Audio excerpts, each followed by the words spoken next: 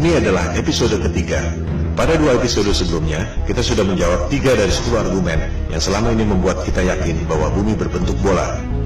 Pada episode ini, kita akan membahas topik nomor 4 dan 5, yaitu soal teori bumi mengelilingi matahari dan gravitasi Newton yang merupakan landasan dari seluruh dogma sains modern. Kita mulai dengan topik keempat, tentang persepsi bahwa Galileo membuktikan teori heliosentrik atau bumi mengelilingi matahari. Manusia sudah ribuan tahun mengamati alam semesta. Apa yang mereka lihat adalah sama dengan apa yang kita lihat saat ini jika otak kita tidak dijejali dengan berbagai propaganda sebelumnya. Jangan sekali-sekali meremehkan para astronom kuno, karena mereka lah kapal laut bisa menyeberangi benua tanpa kompas hanya dengan melihat formasi bintang. Zodiak yang Anda pakai sekarang merupakan hasil pengamatan mereka. Mereka mampu menghitung gerhana secara akurat. Jika Anda melihat situs resmi NASA, perhitungan astronom kuno masih digunakan sampai sekarang. Mereka mampu menghitung pergerakan bintang selama 25.000 tahun yang disebut sebagai The Great Platonic Year. NASA pun masih menggunakannya sampai sekarang. Jika kita melihat langit, kondisinya persis seperti di planetarium, bahwa kita dan bumi ini diam. Bintang-bintang berputar mengelilingi kita pada langit yang berbentuk kubah. Semua bintang berputar, kecuali satu yang posisinya tak pernah berubah, yakni bintang utara atau North Star. Para astronom kuno memandang bahwa bintang utara terletak pada titik puncak yang merupakan poros kubah. Itu sebabnya bintang utara posisinya tetap, dan bintang-bintang lain posisinya berputar. Kondisi bumi datar dengan langit berbentuk kubah merupakan kosmologi yang umum pada agama-agama besar di dunia.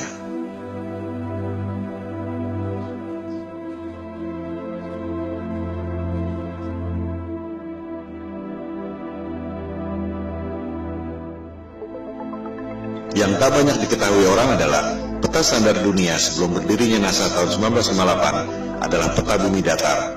Silakan Anda buka situs Boston Public Library. Anda akan menemukan peta seperti ini. Judulnya, Peta Standar Dunia yang Baru. Ciri-ciri peta bumi datar ialah pusat lingkaran adalah kutub utara. Oleh sebab itulah jarum kompas selalu menunjuk arah utara, yaitu ke pusat lingkaran bumi. Posisinya persis di bawah bintang utara tempat semua bintang berputar, seperti yang telah dijelaskan tadi. Pulau-pulau dan benua-benua tersebar mengelilingi pusat lingkaran, yakni kutub utara. Sehingga, jika kita terbang dari barat ke timur, akan kembali ke tempat semula di barat, sesuai arah jarum kompas yang selalu menunjuk arah utara, yakni pusat lingkaran bumi. Bagian terluar adalah Antartika, tembok es yang mengelilingi bumi. Jika peta itu di zoom, tulisannya adalah lingkaran Antartika. Tak ada kutub selatan pada peta bumi datar. Antartika bukan benua, melainkan tembok es yang mengelilingi bumi. Boston Public Library itu masih menyimpan arsip peta-peta bumi datar yang merupakan peta standar dunia sebelum NASA didirikan tahun 1958. Antartika bukan benua. Jika di zoom, tulisannya Impassable Ice atau tembok es yang tak dapat dilewati. Kita akan membahas soal tembok es Antartika ini pada episode berikutnya. Juga akan dibahas bagaimana USGS, United States of Geological Survey, lembaga paling kredibel di bidang geologi dan ilmu bumi, membuat peta bumi bola berdasarkan peta bumi datar. Anda bisa cek sendiri di situs USGS. Pembuatan peta bumi datar menjadi bumi bola disebut azimuthal equidistant dengan menggunakan rumus matematika yang dibuat oleh Al-Biruni, cendekiawan Muslim 1000 tahun lalu. USGS menerangkan bahwa peta bumi datar merupakan dasar yang akurat untuk membuat peta atlas nasional Amerika Serikat untuk mengukur jarak penerbangan dan menentukan arah antena. Bahkan, disebut pula bahwa peta bumi datar merupakan dasar pembuatan logo PBB tahun 1945. Inilah realitas peta dunia sebelum dibentuknya NASA tahun 1958. Silakan Anda perhatikan logo PBB. Kutub utara adanya di tengah lingkaran. Benua-benua mengelilingi pusat lingkaran.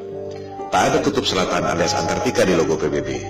Yang ada ialah tembok es yang mengelilingi bumi datar. Anda pun bisa cek sendiri video resmi yang diterbitkan oleh Gedung Putih Amerika Serikat. Terlihat di situ ruang rahasia Presiden Kennedy yang menjabat sampai tahun 1963 menggunakan peta bumi datar di ruang kerja rahasianya. Kita akan membahas hal ini pada episode 4 setelah episode 3 ini. Kembali pada kosmologi bumi datar.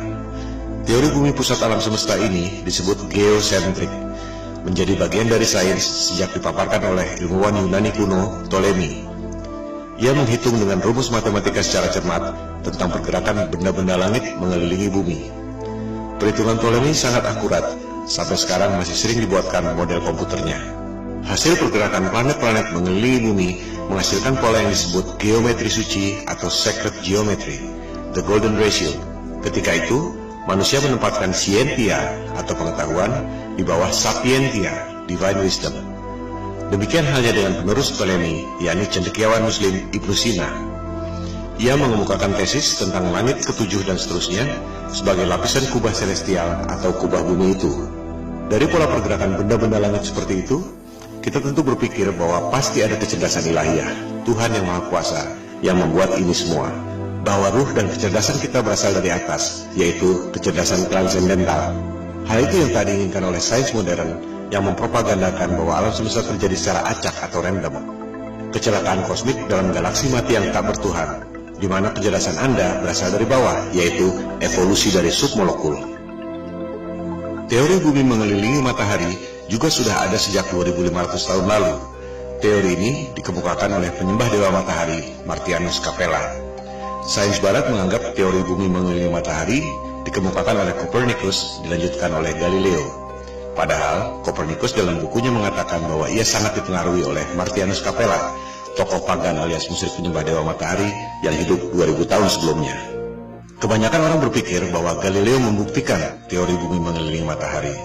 Seolah Galileo dihukum oleh otoritas agama karena mengatakan kebenaran, bahwa agama adalah korup, saintis adalah pahlawan. Padahal yang terjadi justru sebaliknya. Silakan Anda cek buku The Genesis of Science yang sudah dirangkum pada Wikipedia. Otoritas agama memberi kesempatan pada Galileo untuk membuktikan teorinya. Justru Galileo yang gagal membuktikannya.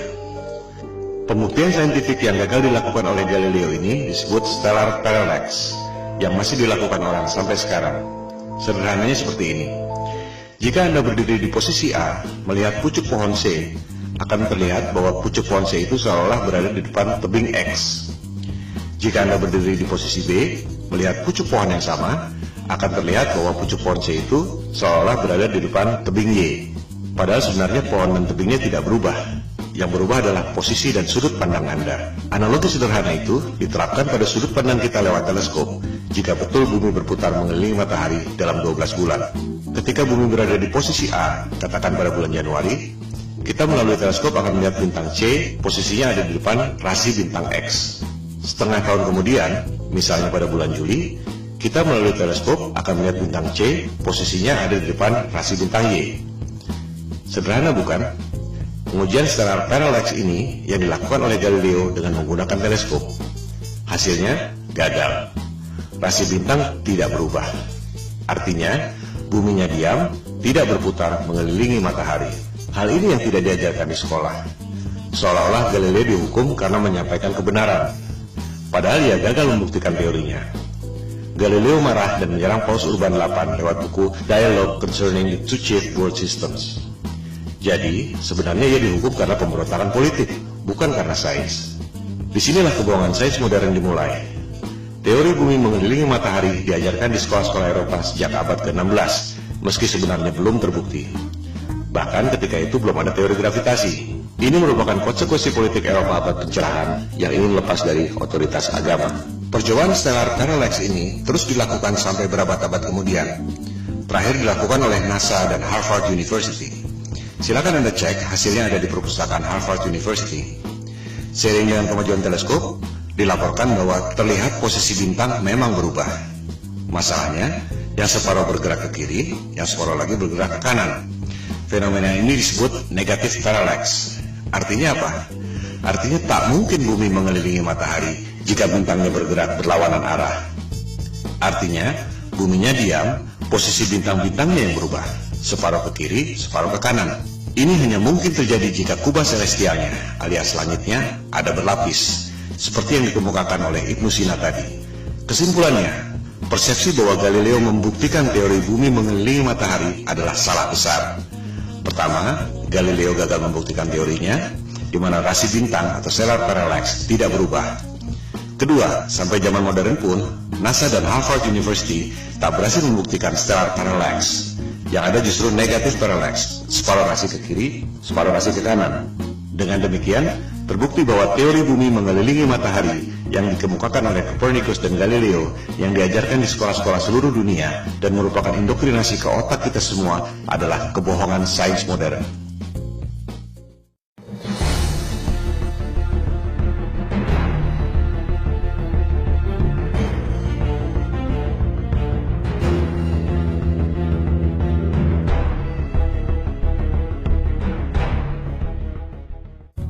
Teori gravitasi adalah fondasi utama yang merasionalkan teori bumi bola mengelilingi matahari. Kita tidak jatuh meski posisi kepala kita di bawah dan kaki kita di atas karena gravitasi. Kita tidak terlempar meski bumi berputar mengelilingi matahari karena ada gravitasi. Tapi, bisakah Anda menjawab mengapa air laut bisa nempel seperti kena power glue sementara balon gas bisa terbang? Bisakah Anda menjawab apa yang membuat matahari punya gravitasi sehingga mampu menarik planet-planet mengelilinginya? Kalau Anda bisa menjawab, silakan ajukan ke Komite Nobel. Sebab Einstein pun sudah berusaha menjawabnya dengan teori relativitas dan ia tak dapat hadiah Nobel untuk itu. Kebanyakan orang tak menyadari bahwa gravitasi Newton dan juga relativitas Einstein adalah teori, bukan fakta. Mari kita buktikan. Newton mengemukakan teori gravitasi tahun 1678 untuk merasionalkan teori bumi mengelilingi matahari yang terakhir dikemukakan oleh Galileo tahun 1615. Ketika itu, orang baru tahu ada medan magnet bumi lewat buku yang ditulis oleh William Gilbert berjudul The Magnet. Yang dimaksud The Magnet di sini adalah medan magnet bumi yang membuat jarum kompas selalu menunjuk arah utara. Gilbert mengatakan bahwa bumi ini seperti medan magnet raksasa. Lewat legenda apel jatuh ke kepala Newton, ia berasumsi dan berteori bahwa benda jatuh karena gaya tarik bumi. Persis seperti medan magnet membuat jarum kompas menunjuk arah utara. Padahal, jika kita ganti jarum kompas dengan kayu, maka medan magnet bumi tak dapat menariknya. Dari situ, untuk mendukung teori bumi mengelilingi matahari, Newton berasumsi dan berteori bahwa planet-planet mengelilingi matahari karena gravitasi. Ia pun membuat rumus gravitasi yang terkenal itu. Rumusnya memang benar, menghitung massa dua buah benda, jarak, dan gayanya. Tapi itu tidak membuktikan bahwa bumi punya gaya tarik. Silakan Anda cek, Newton tak dapat membuktikan mengapa apel jatuh ke kepalanya secara vertikal, tapi bumi terkena gravitasi matahari, berputar keliling-keliling, tak ada habisnya. Sebuah fenomena bisa dijelaskan lewat penjelasan saintifik yang berbeda. Mari kita ambil beberapa contoh. 1. Fenomena elektron berputar mengelilingi inti atom. Apa penyebabnya? Newton akan menjawab gravitasi, persis seperti bumi mengelilingi matahari. Betul? Jelas salah. Niels Bohr, ilmuwan penemu kuantum leap dalam atom, mengatakan bahwa itu disebabkan oleh elektromagnetik, bukan gravitasi. Tak ada gravitasi pada atom. Rumus gravitasi Newton sama sekali tak bisa diterapkan untuk menghitung pergerakan atom. Di sini letak inti masalahnya. Ketika Newton hidup, ia tak tahu ada elektromagnetik. Oleh sebab itu ia berasumsi bahwa planet mengelilingi matahari karena gravitasi. Contoh kedua, fenomena matahari dan bulan berjalan pada porosnya. Apa penyebabnya? Newton akan menjawab gravitasi. Memang itu tujuan ia mengemukakan teori gravitasi. Nikola Tesla akan menjawab elektromagnetik. Persis seperti elektron berputar mengelilingi inti atom, suatu hal yang belum diketahui Newton selama hidupnya.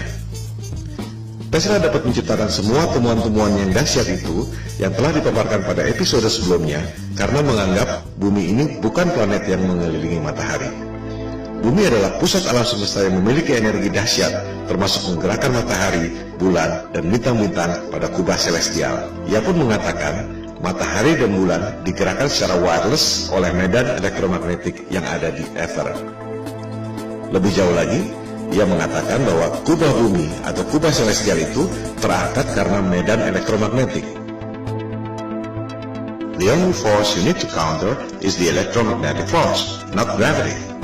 Kata-katanya adalah the only force. Bahasa terangnya, gravitasi adalah ilusi. Tesla pun mengatakan bahwa bintang-bintang menempel pada kubah celestial atau the firmament, bahasa Alkitab Taurat, terjemahan King James. Contoh kasus ketiga, fenomena besi tenggelam dan gabus terapung di air. Apa penyebabnya? Newton akan menjawab gravitasi. Besi tenggelam karena ditarik oleh gaya tarik bumi. Archimedes akan menjawab berat jenis. Besi tenggelam karena berat jenisnya lebih besar dari berat jenis mediumnya, yaitu air. Gabus terapung karena berat jenisnya lebih kecil dari berat jenis mediumnya, yaitu air. Kita lihat, sebuah fenomena bisa dijelaskan dengan paradigma sains yang berbeda. Contoh kasus keempat, fenomena balon helium terbang di udara. Newton dengan paradigma gravitasinya mungkin terpaksa menjawab anti-gravity. Archimedes akan menjawab dengan hal yang sama, berat jenis. Balon helium terbang karena berat jenisnya lebih kecil dari berat jenis mediumnya, yaitu udara. As simple as that. Coba kita simak baik-baik foto ini. Air laut bisa nempel tanpa ada setetes pun yang tumpah. Sementara, kalau kita goyangkan gelas ke atas, air pasti muncrat ke atas sebelum jatuh ke bawah. Padahal, tenaga kita tidak sebesar tenaga samudra.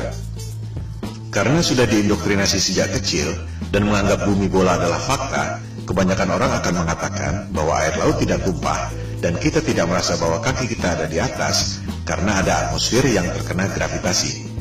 Contohnya adalah gambar ini. Betul? Salah. Itu adalah gambar imajiner tentang medan magnet bumi. Banyak orang mengira gravitasi adalah medan magnet bumi, padahal bukan. Seperti dilihat pada gambar itu, ada jarum kompasnya. Artinya, itu adalah medan magnet bumi yang membuat kompas menunjuk arah utara, bukan gravitasi yang mampu menarik orang ataupun gajah. Gambar tentang gravitasi adalah seperti ini. Di situ tulisannya, gravitasi membuat semua yang ada di bumi ini stabil. Apakah itu gambar ilmiah? Jelas bukan. Kita juga bisa membuat gambar bumi berbentuk kotak, atau bisa juga kita bikin bumi berbentuk trapesium dengan klaim yang sama. Itu semua adalah gambar imajiner.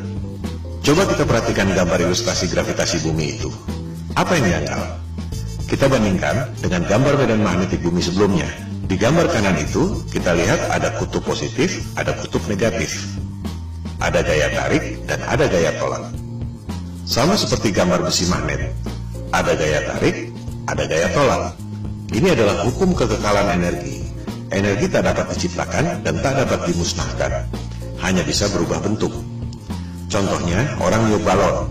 Jika balonnya mengembang, pasti paru-paru yang niup itu mengempis. Tak mungkin ada balon mengembang terus jika tak ada energi lain yang mengempis. Inilah hukum kekekalan energi. Nah, itu teori gravitasi, ada gaya tarik bumi, tapi tak ada gaya tolak. Di mana logikanya? Ini bertentangan dengan hukum kekekalan energi. Sekali lagi, gambar-gambar pendidikan yang canggih-canggih itu adalah gambar imajiner. Tergantung asumsi orang yang membuatnya, bukan berarti bahwa itu fakta. Newton tak dapat menjelaskan mengapa bumi bisa punya gaya tarik. Yang bisa menjawab itu adalah Einstein, tahun 1905. Dia bilang, gravitasi terjadi karena massa yang besar, seperti bulan, bumi, matahari, membuat ruang dan waktu melengkung. Wow, sungguh ide yang brilian yang tak terpikirkan dalam imajinasi saintis manapun di dunia.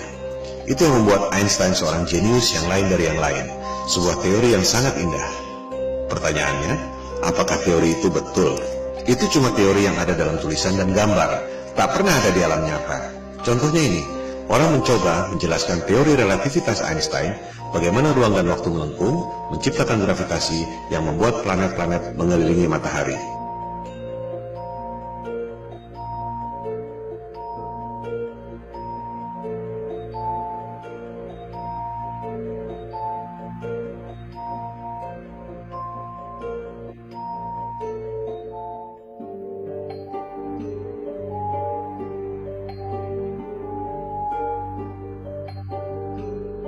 Kita lihat, tetap saja bola-bola yang kecil itu jatuh kan? Tak mungkin ada benda berputar-putar terus selama ribuan tahun.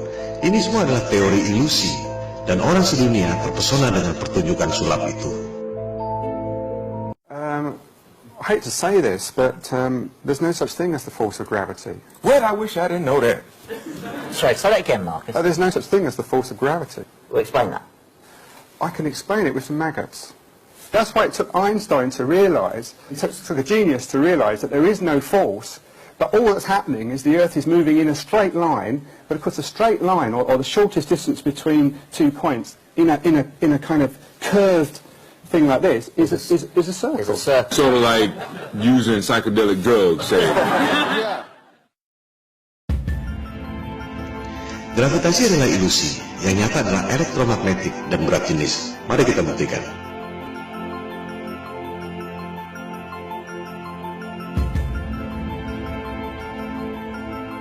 Jadi, betul kata Tesla.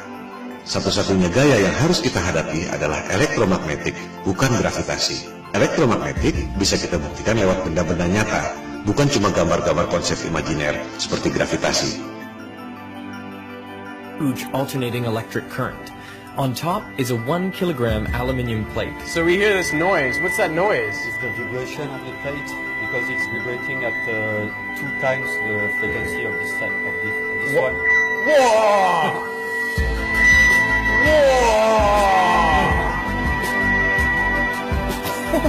How does it do that? To find out, I've come to the place where it all started, the Royal Institution in London. Ini semua bermula dari abad pencerahan Eropa, di mana kelompok Freemason atau penyembah iblis yang kebanyakan adalah para intelektual, raja-raja, bangsawan, dan aristokrat ingin menggantikan peran agama dan ketuhanan untuk menguasai umat manusia di dunia. Mereka tidak melakukannya dengan tentara seperti Genghis Khan atau Alexander yang Agung. Kaum Freemason melakukannya lewat intelektual, propaganda, dan mind control. Bermula dari teori bumi mengelilingi matahari. Supaya kelihatan masuk akal, dibuatlah teori gravitasi. Padahal benda jatuh ke bumi karena berat jenis, dan benda bisa berputar-putar dalam orbit karena elektromagnetik. Untuk membuktikan bahwa gravitasi itu nyata, Einstein membuat teori relativitas. Ruang dan waktu melengkung dan membuat gravitasi. Padahal, kalau konsep itu dibuktikan lewat benda, terbukti bahwa benda-benda yang kecil-kecil itu pasti jatuh juga ke benda yang besar. Supaya kelihatan rasional, dibuatlah asumsi baru. Ada kekuatan maha dahsyat yang membuat benda itu berputar-putar, yaitu Big Bang. Apakah Big Bang itu fakta? Jelas bukan. Itu adalah teori. Bahkan di kalangan mereka sendiri pun, Einstein misalnya, tak percaya dengan Big Bang. Dia berpikir bahwa alam semesta ini steady state, tak ada awal, tak ada akhir. Big Bang dan gravitasi adalah Tuhan palsu sains modern. Semua pertanyaan yang tak terjawab dilemparkan pada dua hal itu. Media-media dan dunia pendidikan mempropagandakan teori Big Bang seolah fakta, lengkap dengan gambar-gambar canggih yang sebenarnya cuma imajiner. Berikut usia alam semesta 14 miliar tahun yang sebenarnya cuma perhitungan matematika berdasarkan asumsi. Oleh sebab itulah Tesla mengatakan, para saintis ini hanya menghitung matematika dari rumus ke rumus, dan akhirnya menciptakan struktur yang tak ada hubungannya dengan realitas. Model alam semesta berdasarkan asumsi matematika itu, jika asumsi dasarnya salah, maka semuanya runtuh.